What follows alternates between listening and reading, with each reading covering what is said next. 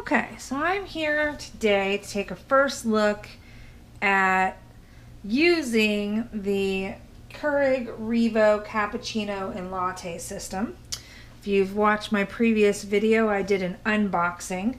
I've got it put together, I've cleaned the water reservoir, I've cleaned the frothing pitcher, and now I'm just going to do the first steps as far as priming the system.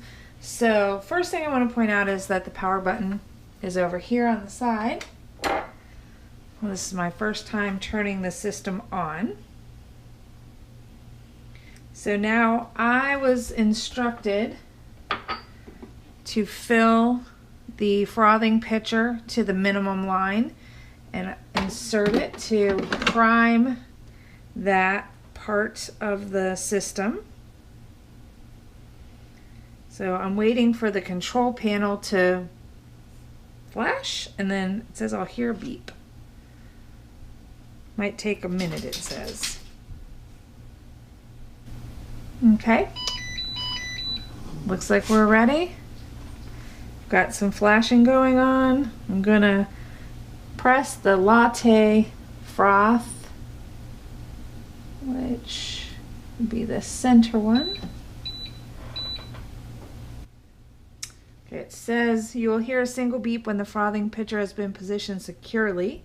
If it has not, you'll hear the 3 beeps, which is what I just heard. So I guess I did not have that pushed in far enough. That's a good point to note.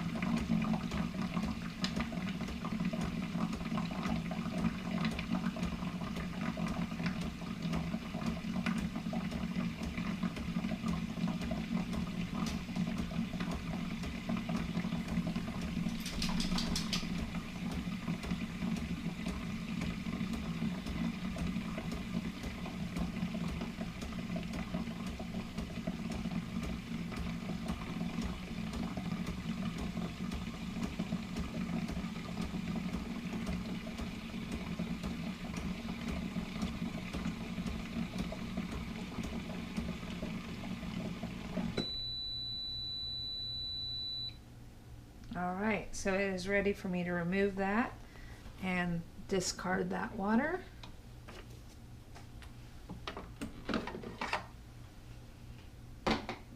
While I'm doing that, I'm going to prime the actual machine.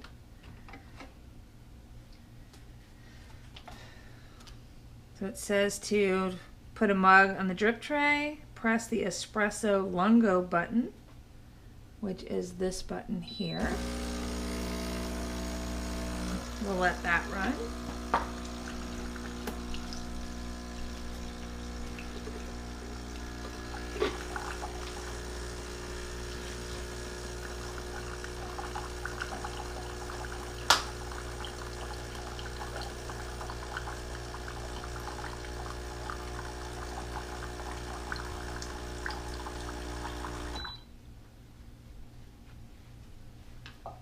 All right. So the priming of the machine is finished, and now we will be ready to do our first coffee. All right, everything is primed. I've got my stuff rinsed out, and now I am going to make a cappuccino. So I want a little just French vanilla in there. Just put a splash at the bottom of the cup. I'm gonna do decaf.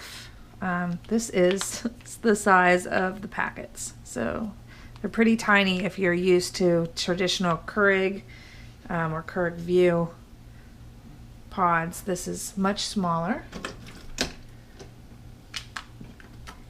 goes in there. For cappuccino, it says to fill to the minimum fill line. And not, it says many, many times, do not exceed the max fill line. So I'm gonna guess it could be pretty ugly if you decide to not heed those warnings.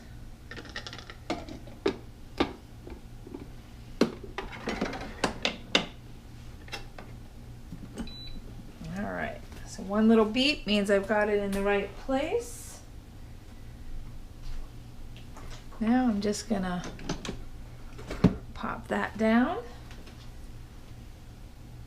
Okay, and it says for a cappuccino to do the short espresso, which would be this one. Oh, it already turned off. One thing I am noticing is this thing turns off very quickly. So make sure you know what you're doing, unlike me.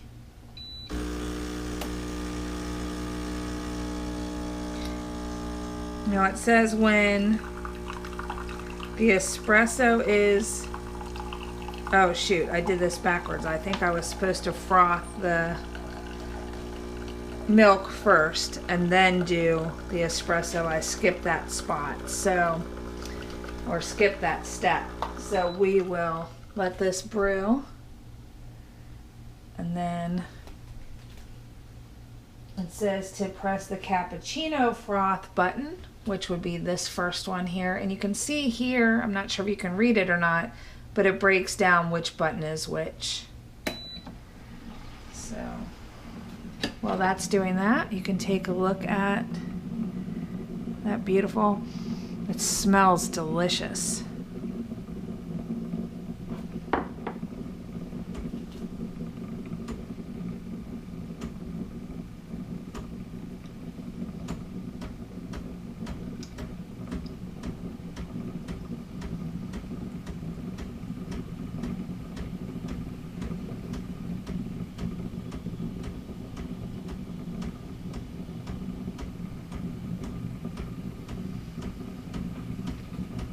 Setting up this machine was super easy.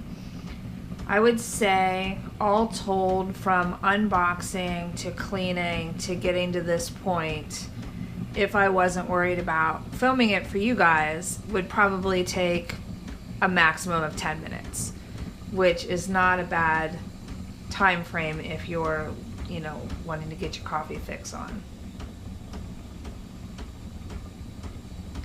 And after I make this coffee, what I'm gonna do is just see if I can froth up some milk for you to show you by itself what the different frothing levels are, because that of course is my favorite part of any of these coffee drinks. So you can see the cappuccino froth is really nice. Look at that. And then pour it in.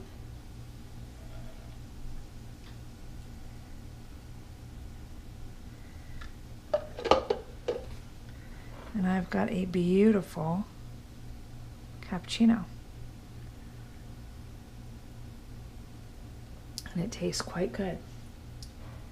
All right, let me go and rinse out my frothing pitcher, and I will be back and do another froth cycle, and we'll take a look at that.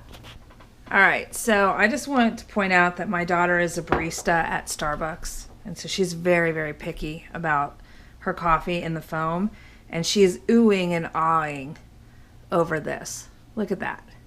I mean, that is some serious foam, and that's after she stirred the drink up a little bit. That's amazing. All right, so that being said, that was cappuccino foam or froth. I'm gonna try the latte next. So it says for crafting a latte, you want to pour the milk to the max fill line. And let's do that.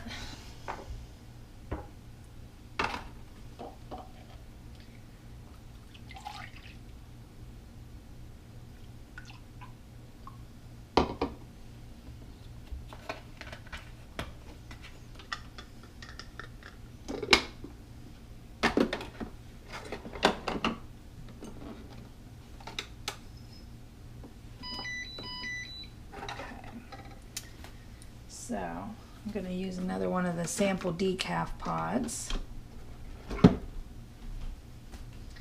And if you watched my unboxing video, I didn't know what the reservoir was in the back part of this piece, and I found out just now that is actually where the used up pods go, and then when it's full you just pull it out and empty it. So that makes cleaning up in the morning quite simple. All right, we'll start frothing that milk.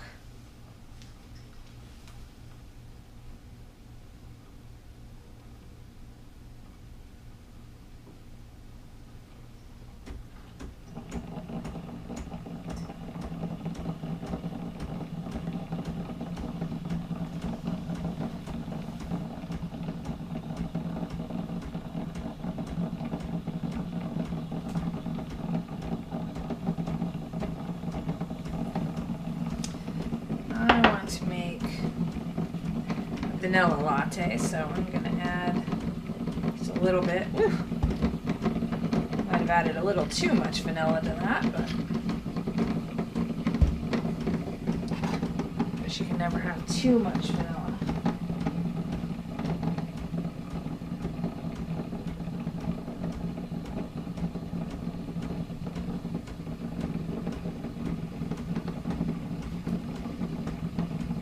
And this one also says to pull a short espresso, so we're going to do that.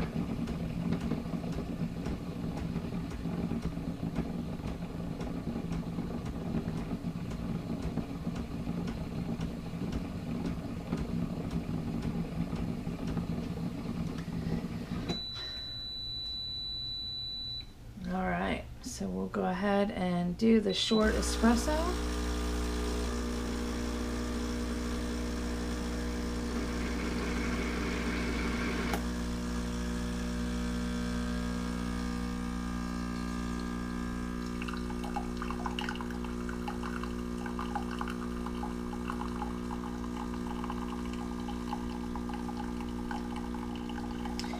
I don't know if you can see the color coming out of the machine on the video, but it is just gorgeous.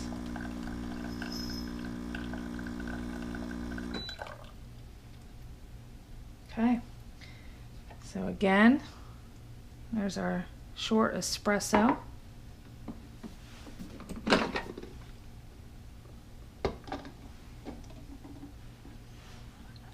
Froth.